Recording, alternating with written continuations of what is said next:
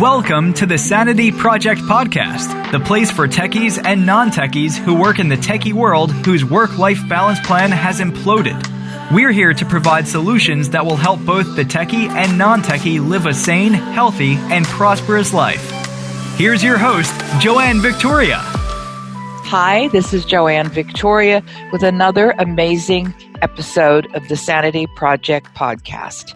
The Sanity Project podcast is a platform for experts in the personal development and IT communities to share their wisdom, expertise, and solutions that will help the IT pro live a sane, healthy, and prosperous life. Today, our guest is Adita Lang. Her mission is to inspire women to live life with their true potential in the forefront. She shares the easiest ways of incorporating healthy rituals so that they become lifelong habits. And through social media, blog posts, and videos, she wants to bring out the trials and tribulations of life and offer solutions that can be easily incorporated into daily life to make one's superpowers shine and life thrive on better than ever. Adita Lang has written a book called Superpowers, and she's here to talk about how she shares the information from her book, Superpowers, with women and what inspired her to write the book, as well as the 4 pillars of health that she relies on and shares with the women that she works with. And men, if you're listening, this works for you too. We're not leaving you out. It's just that this is where we're at today. Girls conquer. So welcome to the show, Adita Lang. Thank you very much. What a great intro. Well, you're more than welcome. You deserve it. So what did inspire you to write the book about superpowers and busy women? You know what? I've been in the health and fitness industry for over 30 years. And honestly, when I was single and footloose and fancy free, I would kind of look at my clients that would come in that had kids. They were executives of a big company and they'd have stains on their shirt and they were a mess. And it was so hard for me to get them to, really put health as a priority. Well, then I became a mom of 2, and I now totally understand what they were going through. And I was like, whoa, things have to change, because I found myself completely fried and frazzled, and I had to figure out a plan of being able to live a healthy life, but at the same time multitasking, beyond. So that's what I did. That's where this all came from. Wow. Well, this is what happens. We have our own life's experiences, and our stories help others all the time. Do you have a foundation? You wrote something about the 4 pillars of health. What are they, and how can they help busy women today? Well, health, the reality is that health is not just going to the gym and, working out like a bandit or, eating, tofu and, the healthiest foods you can find. Basically, health is a combination of your food and nutrition, exercise and movement, sleep and relaxation, and happiness. And if you can balance all 4 of those things, you are truly a healthy individual. So that is what I try to give the tools to, people all over the country, easy things that they can do to maximize these 4 areas without feeling like they're adding something else to their to-do list. Okay, so go over them again. Health. We got food and nutrition. We've got exercise and movement, sleep and relaxation, and happiness. There we go, people. These are all doable things, I'm sure, right? Oh, absolutely. And it's, there's really easy techniques for each one that you could just add into your day. So if you just took like the exercise and movement, one of the coolest research things that came out a long time ago was that you basically need 150 to 300 minutes of activity per week, and they don't need to be consecutive. So when I was teaching aerobic classes way back when, I would tell my students, you got to work out for, 3 times a week for 60 minutes. And honestly, if they came back to me and they said, you know what, I only got, 27 minutes in, I'd go, you got nothing. What are you doing? So unfortunately, because of people like me, people like them stopped working out because they said, I don't have 60 minutes, so I'm just not going to do anything. Mm-hmm. So with those new guidelines, it's just saying increase your heart rate, break out into a sweat, and try to do it as many times during the day as you can so that you keep your metabolism revved up. So that old adage of parking really far so you have to walk further, that's actually a great tidbit for people to do. Yes. It's adding in that activity. I have clients of mine that are executive. They have time for nothing, but I have them going down the stairs after work. I have them walking, further away to the parked car, and these little tiny things throughout their day. And by the end of the week, they got in their minutes. Climb the stairs and park far away from the front door.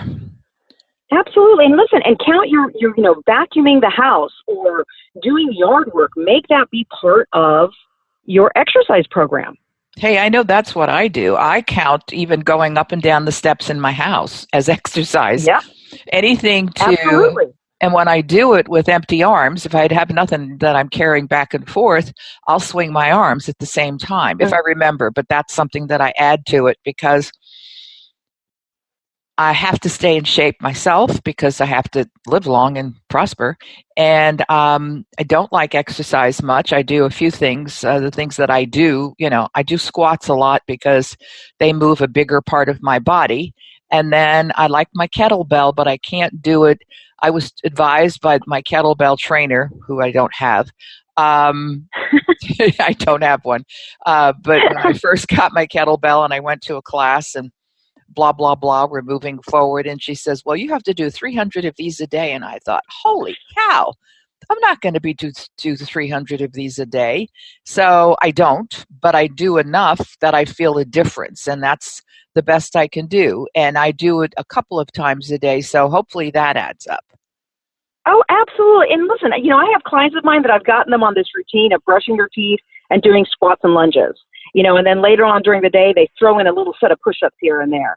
And, if you just kind of throw in these things, not get too stressed out about it that you have to spend all of this time in the gym, then all of a sudden you've got that workout going on. That's it. We make it so difficult for ourselves, don't we? We really have. We've made it super complicated. And, like I said, unfortunately what happens is people get so overwhelmed that then they're like, you know what, I just can't do it. I'm not going to do anything. Yes. And I would prefer to see somebody do one squat of lunges every day than to do absolutely zero. Yeah. So talk to us about food and nutrition. I mean, I know there's some common sense involved, but what are your suggestions, your superpower suggestions?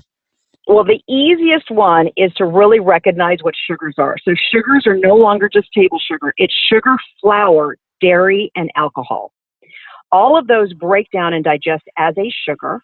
And so now if you look at it that way, for every meal and snack, you should have 0 to 1 sugar. So that means if your breakfast is going to be coffee with cream and sugar, toast, jam, and juice, that's way too much sugar.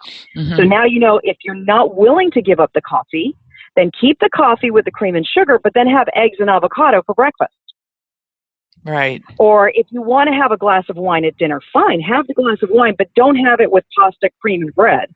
Have it with a piece of chicken and some vegetables.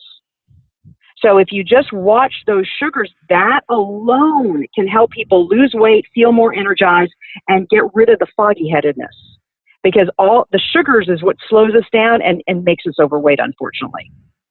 Yeah, and it goes to one specific spot before it spreads. It does. It does. Sure does. Yep. So how do you deal with, I know that a lot of people who work, my market is IT professionals, and they sit at desks all day long, and if they're not eating pizza, they're picking on candy.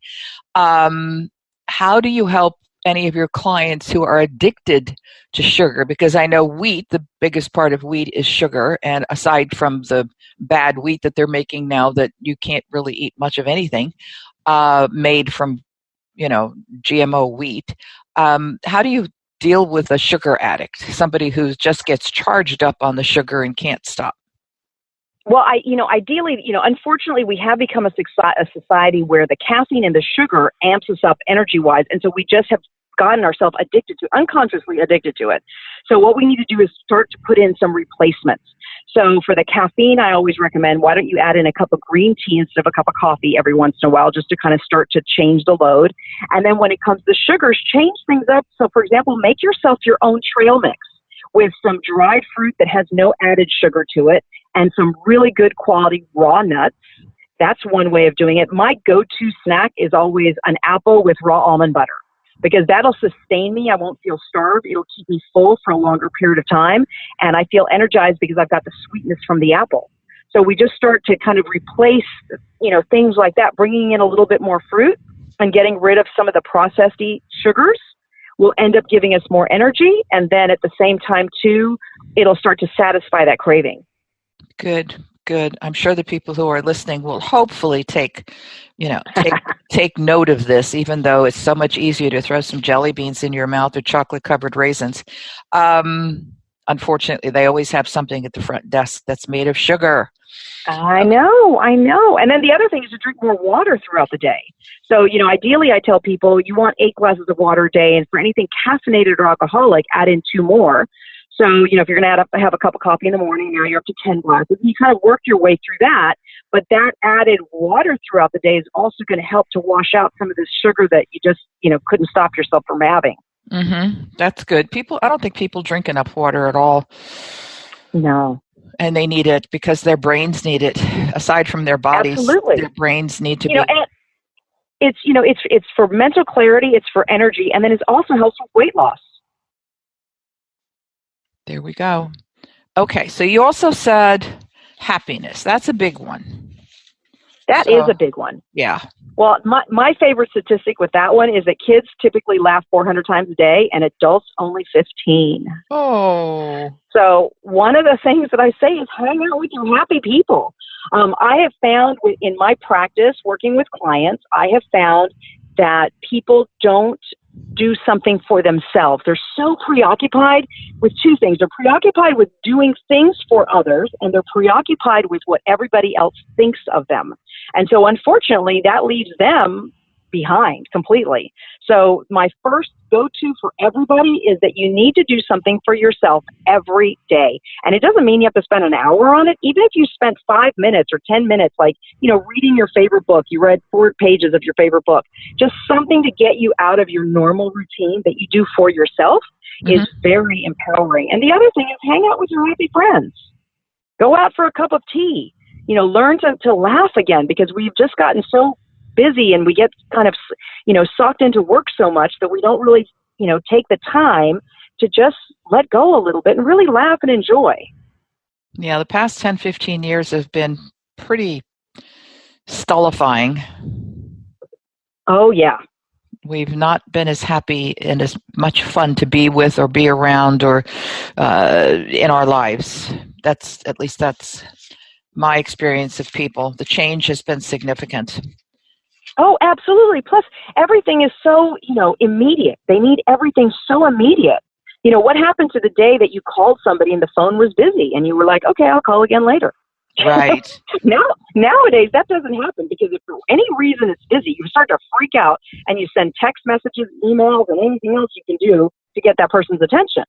I know. When I see people walking down the street, texting or whatever they're doing on their phones. Yeah, looking down. You're looking down. They're not seeing anything around, and there's no situational awareness either with that.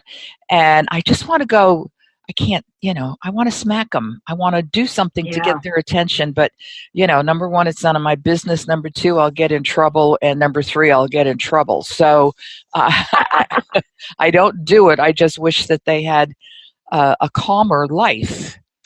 Yeah. Where they didn't have this need to be on the phone playing games or texting or whatever. Yeah, and unfortunately, they're missing the beauty of the world. Of course. They'll never see it again they think the same way. Well, they think they see it because they saw it in a photograph. But they don't understand how much more beautiful it is when you actually see it live. That's really interesting that you say that, because not that anybody cares, but I myself do not take pictures. I don't like pictures. I'd rather have the experience. And I get a lot of people who were, I went to such and such a place. Well, did you show me your pictures? I said, I didn't take pictures. I said, number 1, it takes away my experience of what I'm doing to satisfy a third party. It's like, you can find pictures of anything online anyway. So go do that, but enjoy the moment. People don't do that enough. So correct. Then we get to number 4, which is sleep and relaxation. Yep. So on that note, here's, one tidbit for your listeners is that when you wake up in the morning, you actually should wake up kind of like ready to get up. Not that you need a pitchfork to pull you out of bed or that you have to hit the snooze button 10 times. So if you're not waking up kind of ready to get up, then you have to realize that your sleep quality isn't that good. We have these things called sleep cycles, and they're about 75 minutes of deep sleep that we have throughout the night. And ideally, we should have 6 or 7 of those. And so if we're not getting those, we're getting disrupted sleep. You know, the beauty with these new watches like the Fitbits and stuff is you can actually look at your sleep cycles. So clients of mine that have those, I always encourage them to look at it. And when they start looking at the charts, they're like, whoa, okay, I need to do something about this. So the room should be pitch dark when you're sleeping. Every little LED light can actually disrupt your sleep. So you want to cover those up. It should be colder than usual. And sometimes if you are someone who has to check their phone or tablet or something like that, you need to make sure you put the night shift on, because that takes away the blue light. And the blue light is what stimulates us awake. So we want to make sure that's off. And it'll make your screen a little bit yellow, but that's okay, you know, if you're just checking emails. But that way you're trying to work your way towards slumber as opposed to waking yourself up even more. So that part of it is huge. Then the other part is the whole relaxation piece of that. You know, if you have a stressed out day, you have to have relaxation rituals in place. One thing I do with my clients is they take a notebook, and on every page of the notebook, they only put one thing. So my book would be like have tea, make jewelry, read a book, you know, sit in nature. And so when I feel stressed or overwhelmed, or I just feel like I've had a long day, I literally open the book to one of those pages, and whatever time I have available to myself, I do what's on that page. And that kind of recenters me. And that's, I think, one of the things I've noticed with a lot of clients is they don't know how to recenter themselves, which then causes more stress. Yeah, I like that. That's a good ritual to have. Have your notebook ready, have one thing on each page, and when you get pushed against the wall too much, my words, open the notebook and take the time it takes to, you know, whatever, 5 minutes, 20 minutes, 1 minute, to do what that note says. It's because it's all Absolutely. about you. It's all about you. For sure. Those are great. So people can implement these things like immediately. Yes. You know, it's adding one little thing into your day, and it's about creating, I always call them habits. It's about creating new habits, and with new habits, then they just become second nature, just like brushing your teeth. There we go. I've seen something else here that attracted me. Let's see. How does a busy, stressed out multitasker take time for themselves to ramp up these superpowers of health, your 4 pillars? How do they take the time? How do they make the time to incorporate relaxation and sleep? What else did we have here? Exercise. The food and nutrition, the exercise. Right. You know, happiness. How do they do that? Especially if somebody is used to having 5 arms on each side.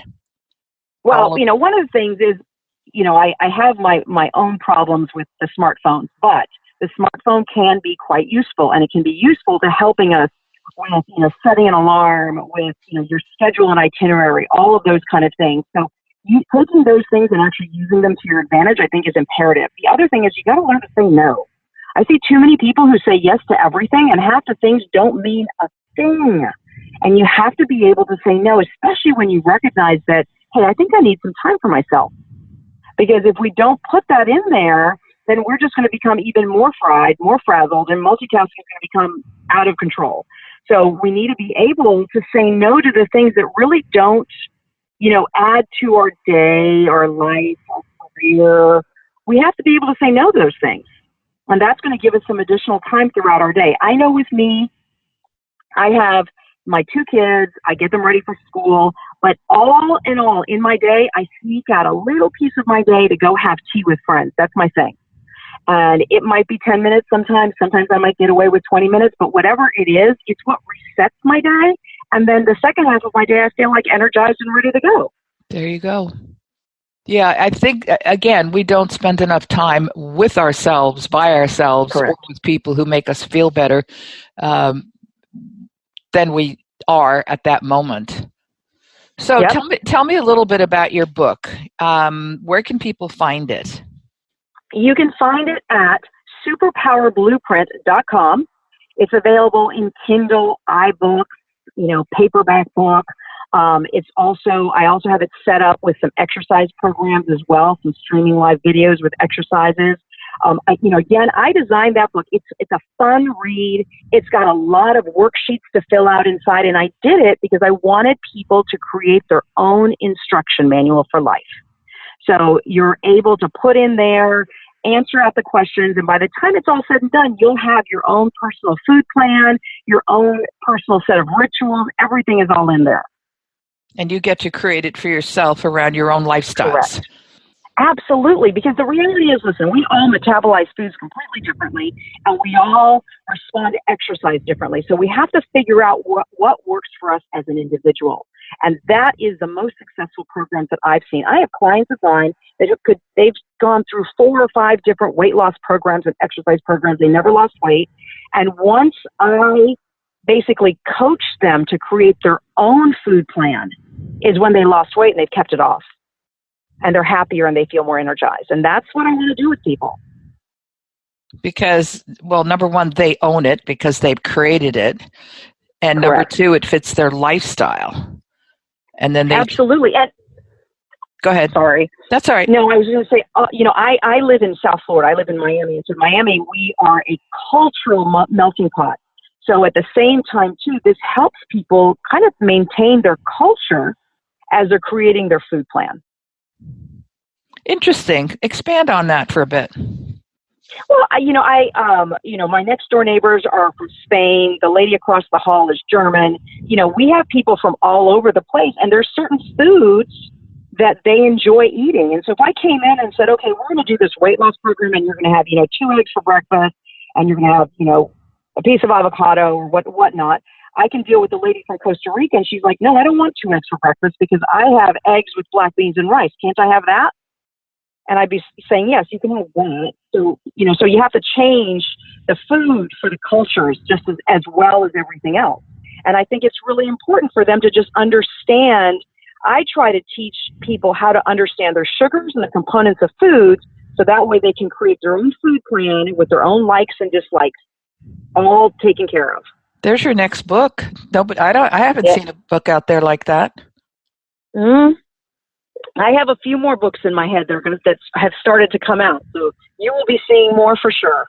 Okay, this one sounds like a real good one because it's real clear. I watch the Master Chef Junior show because I call it Kids with Knives, and and the children are always proud of their culture and they work. I'm sure somebody's had a conversation with them, producers probably, but they do work on bringing their culture into their food dishes that they prepare. So this seems timely for me because people are attached to their culture, more attached to their culture now than they have been in the past 20 years or so, in my opinion. Oh, absolutely. It's become important to them. Well, okay, so what would you say, first of all, how do people get a hold of you? Give me a good email address that people can get a hold of you, or should they just go to your website? Well, you can go to my website, which is Adita, Adita Lang, Lang.com. Or you can email me at info at aditalang.com. There you go, people, because I'm sure you have questions right now about what you need to do to maintain your own pillars of health, especially with the information that Adita Lang has given you here today. Okay, what would you suggest right now, these people that are listening, and I always tell them to re-listen to the podcast because I'm sure they've missed things. You hear things once, it's not enough unless you're watching a bad TV show. Here you need more than that. You need to re-listen to this, but give them one thing that you would suggest or a couple of things, whatever works best for you. What can they do right now as soon as they stop listening to this podcast and before they re-listen to the podcast and share it with their friends? Okay, so right now that you're listening to the podcast, fill yourself up the biggest glass of water you can. So as you're listening to the podcast, you will be drinking a glass of water. That's the first and foremost. Get that water in there. The next thing is move a little bit. Even if you're listening to the podcast, who said that you can't sit down on the floor and do a couple of crunches? So you're getting a little bit of movement in as you're listening to this. And the next thing I'd say is really watch your sugars. Again, it's not just sugar. It's sugar, flour, dairy, and alcohol. And make sure you're at the most, you're only having one per meal and snack, no more than that. And that's mainly it. And then at the same time, too, sleep, guys, you got to get that sleep in. And tonight when you get to your room, you go and make sure every single LED light is completely covered up so you don't have those little lights spurring on anything. Because people take those lights for granted because they think they're so small, but that light can completely disrupt your sleep. And that, I'd say, would kick you on. There you go. Lots of water. Move a bit no matter what you're doing, even if you're listening to this podcast. Watch your sugar. 1 sugar per meal, if at all, because we're dealing with sugar, flour, dairy, and alcohol, and sleep. Shut all the lights off. Shut your phones off. Put them under the bed. It's got to be on an emergency. Put it under the bed, not next to you. Well, I want to thank Adita Lang, author of Superpowers, and for being here with us today, because this has been a great podcast with great loads of information. You can go to her website at superpowerblueprint.com, and you'll find a way to purchase her book, Superpowers, as well as other lovely things on that website. I want to also ask my listeners, go to my website at askjoannevictoria.com. That's AskJoanne, Victoria, like the queen.com, and sign up and receive a free book, The True Self Handbook, a guide to transform your life. I hope everybody has a great rest of the day, and please share this podcast with others and go to iTunes and give Adita Lang a 5-star review. Take care, everybody. Bye. I hope you enjoyed this episode of the Sanity Project podcast. Please go to AskJoanneVictoria.com to listen to more podcasts and get a free copy of her report, 5 Steps to Achieve Work-Life Balance. That's AskJoanneVictoria.com. Take care, and thanks for being here.